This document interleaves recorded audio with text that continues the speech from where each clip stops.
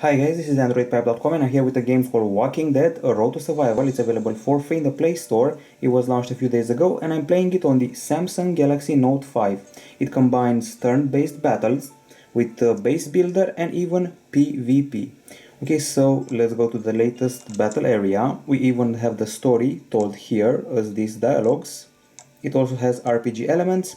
This is the party of heroes. You can change them if you want to. You can level up characters and you can also upgrade them. So for now, let's settle with these guys. You can also change their weapons, each of them with special abilities, and let's play.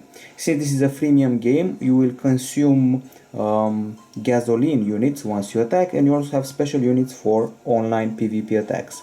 You can tap on a character to make him attack. You can tap on the zombies or the enemies to make them the main target. You can also press the fast forward button to trigger automatic action. This is wave number 1 out of 4. Enemies usually come in waves. This is quite a violent game, a lot of blood. And in case you're taking too much damage, like Glenn is, you can also use items to recover health. After each battle you can get some items. You'll usually get a new character or two. And let's try and use an item on Glenn. Increase his life and keep attacking. So that's what the battles are. The PvP battles are exactly the same, only there you can actually rob resources from your foes. Every once in a while there is a special modifier, so you have a rush, for example, that rushes your character. They can also go into a frenzy or a panic. Unlike the TV show Walking Dead, this time when they get bitten they don't die. Although in some parts of the story some of the characters will die. Okay, so now we're keeping it together. Apparently extra defense, hail of bullets, some extra damage here, and now the last wave will come. The game is pretty much automatic once you press the fast forward button. It's all about tapping otherwise. And usually in the last wave you'll also find a boss, especially when dealing with human enemies. When dealing with zombies there aren't any bosses. Battles are quite simple and straightforward. Each session should last, I don't know, 1 minute or 2. That was a headshot. You got the trademark characters, you got Michonne, you got Mac, you even have Rick Grimes and the Governor, and at some point you'll even side with the Governor when fighting over at Woodbury. These are the items you get. You can equip them on characters. This is Garrett, Ruby, Darius, Lily, and the houses are full. So now let's get back to the base. This is the town.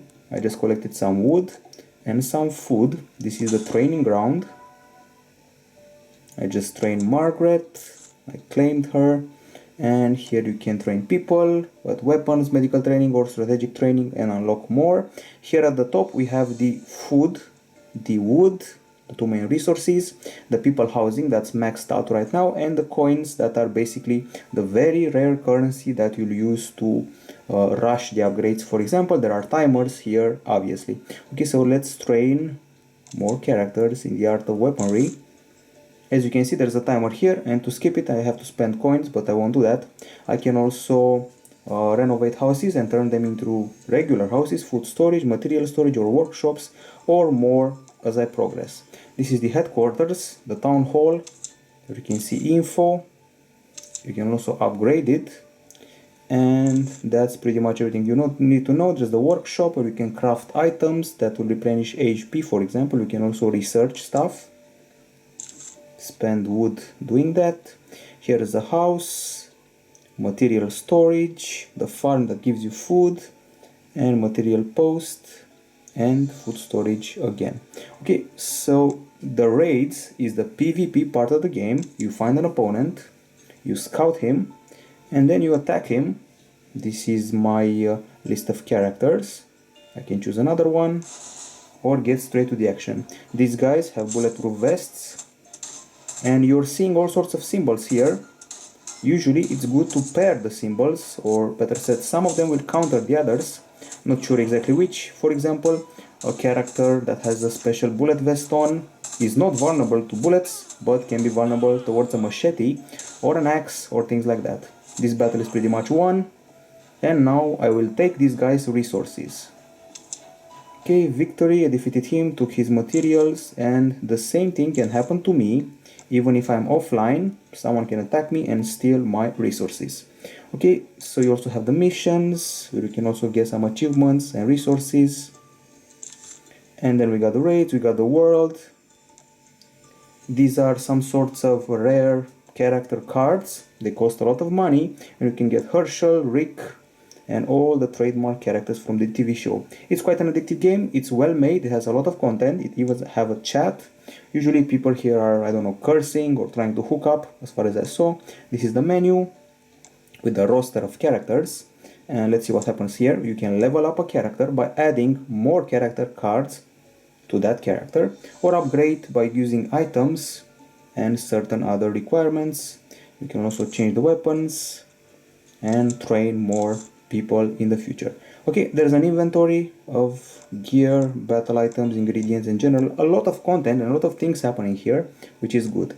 Then there's the shop, featured stuff, general resources and battle items as well, and factions. You can actually join a faction and be part of a gang, create a faction. You must be at least level 5, and I'm guessing this means you can also work with them towards common goals. This is the map of the single player missions, a lot of stuff to explore apparently, and this is Walking Dead Road to Survival in a nutshell, a bit of Clash of Clans, a bit of I don't know, War of Worlds or whatever that game of title was called. Anyway, quite fun, and Walking Dead fans must play it. It's free for one thing, it doesn't get in your face with the freemium stuff, so I'm going to give it an 8.7 out of 10. This is it from Androidpipe.com, bye bye.